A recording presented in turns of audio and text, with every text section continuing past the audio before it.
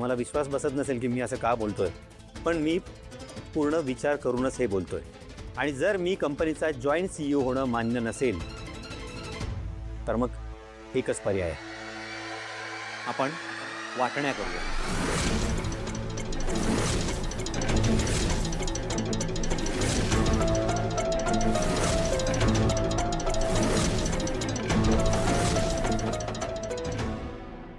हां, म्हणजे कोणाला काही विचारण्याची गरजच भासणार नाही ना. मी माझा छोटा बिझनेस माझ्या पद्धतीने करेन, पण हे असं विश्वासात न घेता परस्पर निर्णय तरी घेणार नाही कोणी. भास्कर, तू वाटणे, मला माहिती आहे की तू दुखावला गेलायस, पण म्हणून हा पर्याय? बाबा, दुसरा पर्यायच नाहीये माझ्या पुढे. हो, आकाश आणि मी इतकी वर्ष एकत्र काम केलंय. आमच्यात वाद झाले नाहीत का? झालेत ना. पण बिझनेस मधल्या छोट्या छोट्या गोष्टी आम्ही एकत्र बोलायचो आणि मग तो निर्णय घ्यायचा. अच्छा, म्हणजे तुला महत्व हवंय?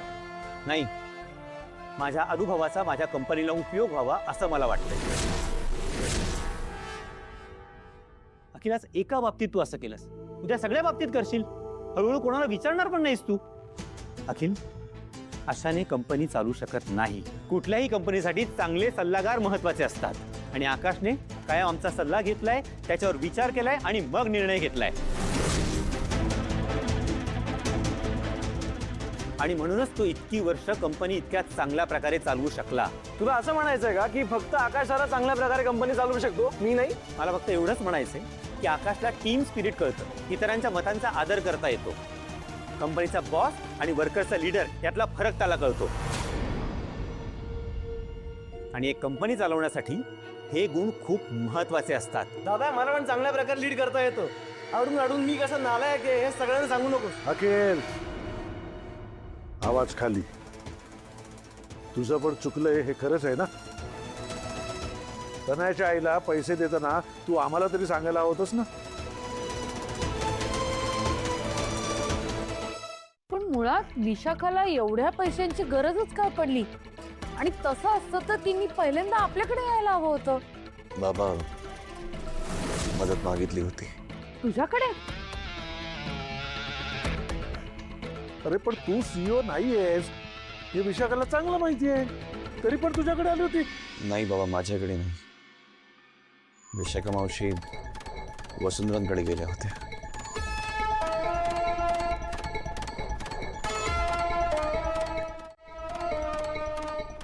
पण मला अजूनही एक गोष्ट कळत नाही अखिल. मुदत वाढून मिळाली असतानाही तू तनयाला 50 लाख रुपये का दिलेस?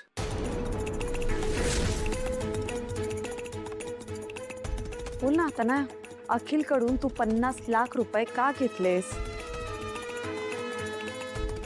नाही म्हणजे एवढी मोठी रक्कम तू घरी कधी आणलीस? काय केलंस त्याचं? आणि तेच पैसे तू परत पण केलेस का? बोल.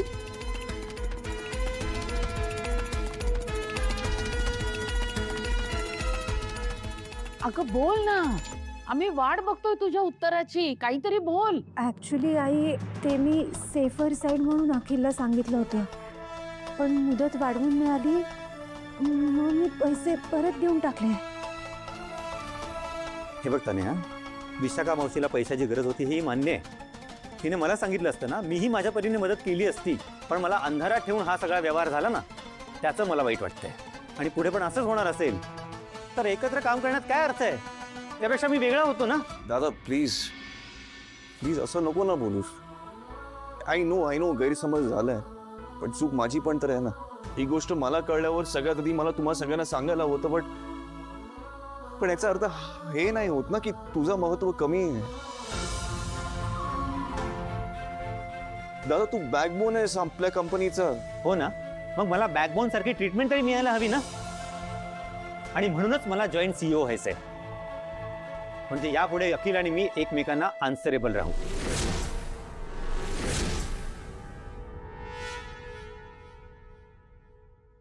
दादा तू जॉईंट CEO झाला तर मला आनंदच होणार आहे. ही पोस्ट मी आधी तुलाच ऑफर केली होती. पण प्लीज असं नाराज होऊन वाटणी करूया असं नको ना म्हणूस. प्लीज प्लीज प्लीज माफ कर ना. एकदा माफ कर ना प्लीज.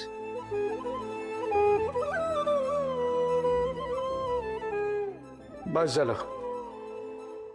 एवढ्याशा कारणावरून कंपनी फुटलेली मला अजिबात चालणार नाही. अखिल लहान आहे अजून, शिकतोय तो. त्याला कुणाच्या तरी मदतीची गरज आहे. म्हणून मला असं वाटतं की आपण भास्करला जॉईंट CEO करायला हवं.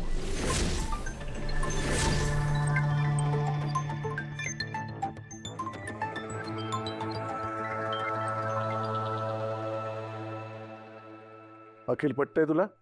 हो. उत्तम. हा विषय संपला.